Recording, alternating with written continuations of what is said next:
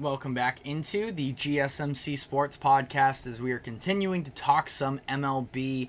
The Boston Red Sox yesterday made a little bit of a surprise move. They extended their manager, Alex Cora, to a new 3-year deal. And this comes as a surprise because the reports have been for the entirety of the season, really, that Cora was expected to leave after his contract ended at the end of this year. And Cora has made it a point that he wasn't going to discuss contract negotiations during the course of this season, so we thought we were going to have to wait, until this winter to hear what the latest on Cora is. There was a Bleacher Report article that just came out in the past 24 hours breaking down this negotiation process between Cora and the franchise, and it referenced how maybe the Red Sox were the ones that were holding out a little bit on recommitting to Cora, and that they needed to see how the year played out. I feel like it was more the other way around, where Cora kind of had all the leverage in this situation,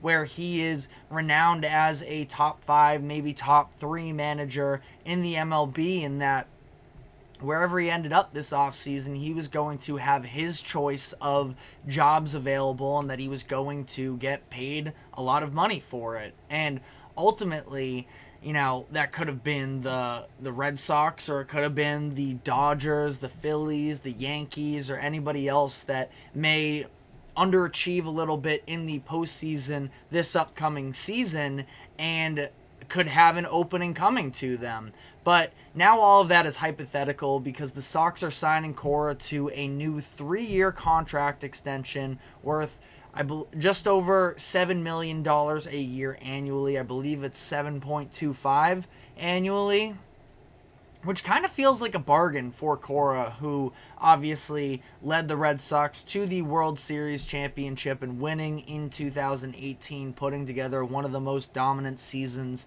in Red Sox history. Considering Craig Counsell last offseason reset the market by getting a big-time deal from the Chicago Cubs of 5 years, $8 million per season, that Cora was probably going to hit that type of a number. And obviously that was not the standard by any means, but it seemed like Cora was going to be able to probably, to some degree, help contribute to resetting the market, and that's not really what happened, where I understand Cora settling for a standard 3-year deal because, again, like I talked about, it's kind of him waiting on the Red Sox to see, well, is this front office group going to actually do anything for me to have a contender and even have a chance of being a perennial playoff team? And over the course of the past couple years, the answer has been no there. And they haven't necessarily shown all that much this season either, where maybe they make some marginal moves that have played out. Really, the biggest one was Dom Smith becoming an actual, worthy player on the team. And now he's a bottom of the order type of bat. He provides you whatever he can defensively, never exactly looks elegant, but he makes the right plays, and that was, the big move for the Red Sox really so far this season.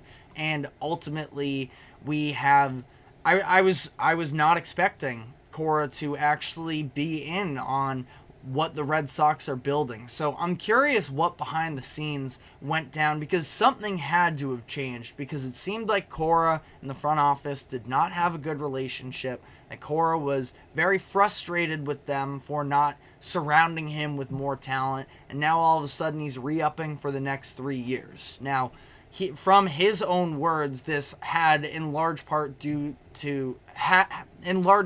had to do with his family, where he even mentioned it in his press conference. His family is very happy where they are right now in Massachusetts, and that he has a couple sons that are just 7 years old. His wife loves the city of Boston. He is very well renowned in the city. All of the frustrations from the Red Sox community isn't with Cora, it's with the ownership group and John Henry and Sam Kennedy and the likes of them. So, I think that he has a pretty good deal set up for him already where he has been a champion. Yes, it's a big market. Yes, there's pressure to succeed, but the pressure really isn't on him. It's more so on the ownership group. And as long as they are on board with Cora being in charge here, he kind of just gets to, I wouldn't say kick back. It's still a very, demanding job that he has, but at the same time, I don't know how much pressure he's really facing or how much he's ever really going to have to face until the rest of the front office does something to show the Red Sox community that there should be pressure to win. As much as family is important, and I'm glad to hear that his family is as happy as they are right now in Boston, like I mentioned, he has not been content, and it feels like something would have had to change internally in the direction that they see themselves going. And, shortly after the announcement that Cora is going to be remaining in town, Craig Breslow, their new president of baseball operations, outright said that they are going to be looking to improve the team. Quote, "We're going to look to improve this team." And he even specifically referenced some of the glaring needs that are currently on this roster. They really struggle against left-handed pitching, so they need to go get a reliable right-handed bat. They have dealt with a number of injuries to both the starting rotation and the bullpen, so they could use some, maybe not necessarily a definitive ace, but just getting some more reliable starters in the mix there. And he was talking about this idea of picking a lane, which, to be fair, could ultimately result in very little. So I don't want to put too much stake into the comments that Breslow made, but it sounds like they are sort of trying to work their way back into committing, and they've been so on and off, and you listen to the way that Breslow has talked about it, he's kind of been, playing, walking on the line of he hasn't committed to buying, but he hasn't made any comments about selling either, which for the Red Sox, that's kind of where they've been these past couple years, where we saw in 2022, they were buying and selling at the deadline. That's when they were moving off of guys like Christian Vazquez, and they brought in a bunch of rentals such as Hosmer, and they end up bringing in Reese McGuire, who had himself a pretty tough day yesterday. If you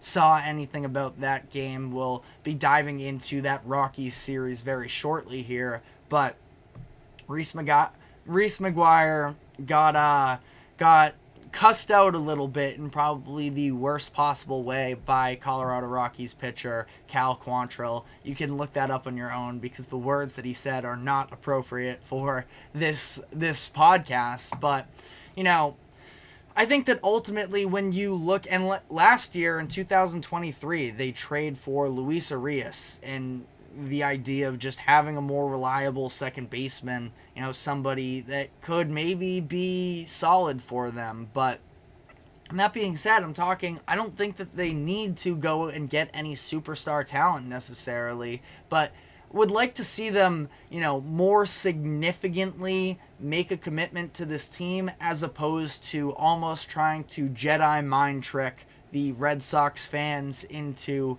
believing that they are committed to winning and that they're trying to win currently. And I feel like it has to be that Alex Cora knows there is some type of a plan. Listen, it's kind of almost a cliche at this point that in the MLB, the trade deadline is 100% a seller's market. Everything is extremely expensive because you have so many teams that feel like they are in the realm of making one of those wild card spots ever since they added the third one. You look at the National League and where that currently stands, you have a good 5-6 teams that are, in that type of area where from the Braves to the Reds, that's 6 teams that are all 6 games within one another, and we still have a lot of the season left. So it is, I'm definitely not expecting the Red Sox to make any type of a massive move this trade deadline. It would be cool to see a front office and an organization that is a big market team to actually commit to that. But even if they don't, it feels like this winter has to be at some point, a change of something. Because Alex Cora seems to think that he believes in this offseason, in this organization, the direction that they're headed in. He could have gotten paid basically anywhere he would have wanted to go, but instead he decided to re-up for the Red Sox. So we will have to see what that ultimately means for them. But I did just reference that they played the Colorado Rockies in a 3-game series, and they ended up dropping 2 out of 3. And it has been a bit of a disaster for the Red Sox since coming back from the All-Star break, where the vibes seem to be increasingly growing at that time period. So we are going to dive into what went wrong for the Red Sox in that series and what's been going wrong for them over the course of these past 2 series, and whether or not it's something that can be reversed and find their way back into playoff contention, or if they're going to bottom out, which we've seen them do in the past couple of seasons. So we will be diving into all of that, but first a quick break. Don't go anywhere. We will be right back.